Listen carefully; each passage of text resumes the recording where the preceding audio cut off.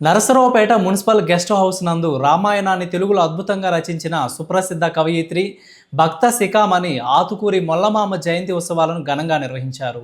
ఈ కార్యక్రమానికి నరసరావుపేట శాసనసభ్యులు డాక్టర్ చదలవాడ అరవిందబాబు ముఖ్య అతిథిగా విచ్చేసి మొల్లమాంబ చిత్రపటానికి పూలమాలలు వేసి ఘన నివాళులర్పించారు.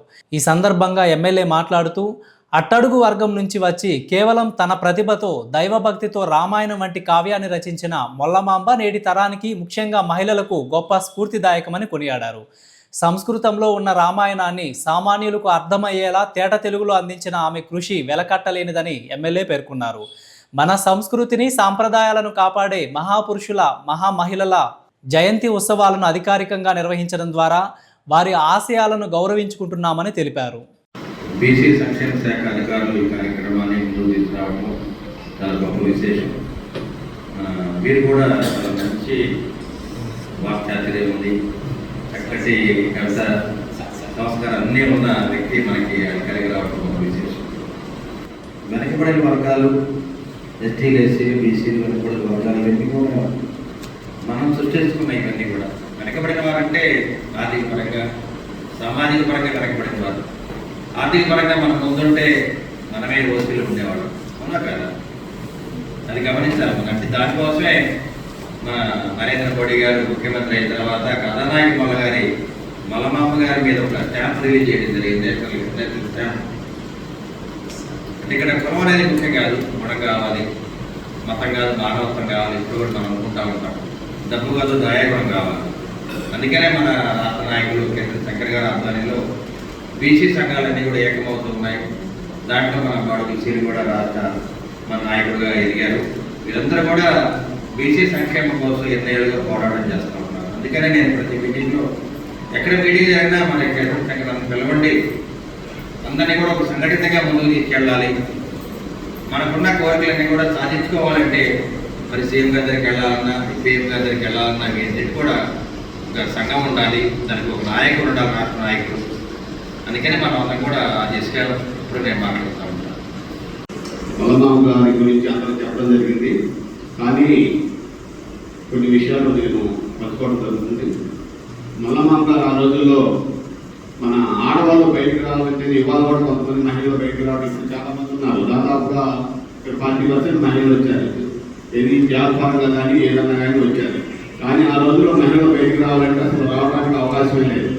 భర్త చనిపోతే ఓడుగుడు చేసి చాలా చేత కట్టి మోనాలను ఉంచేవాళ్ళు. తర్వాత లేకపోతే సత్య సాకాము తీసుకెళ్ళి అక్కడ కథ పెట్టడం. భర్త చనిపోతే భార్య కూడా దాని మీద కథ పెట్టడం.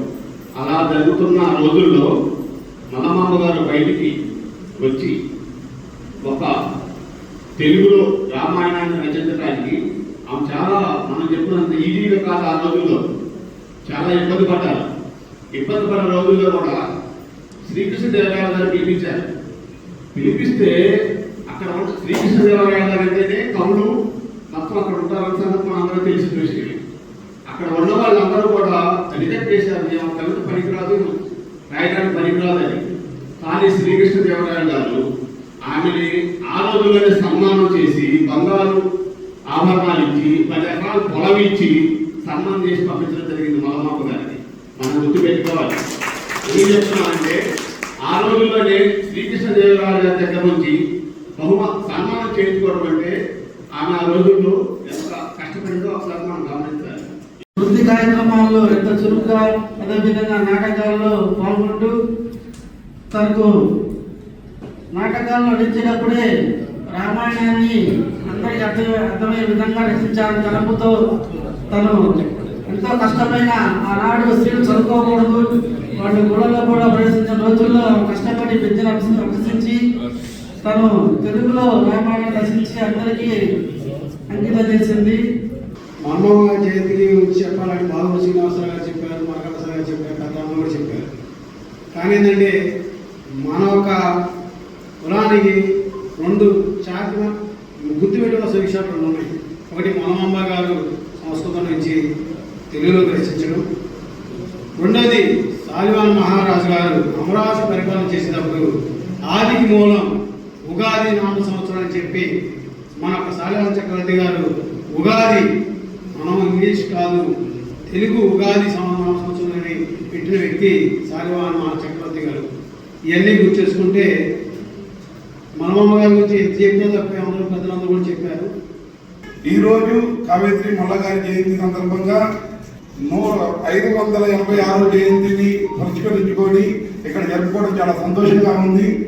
అదేవిధంగా ప్రభుత్వ లాంఛనాలతో చేయడం కూడా చాలా సంతోషదగ్గ విషయం.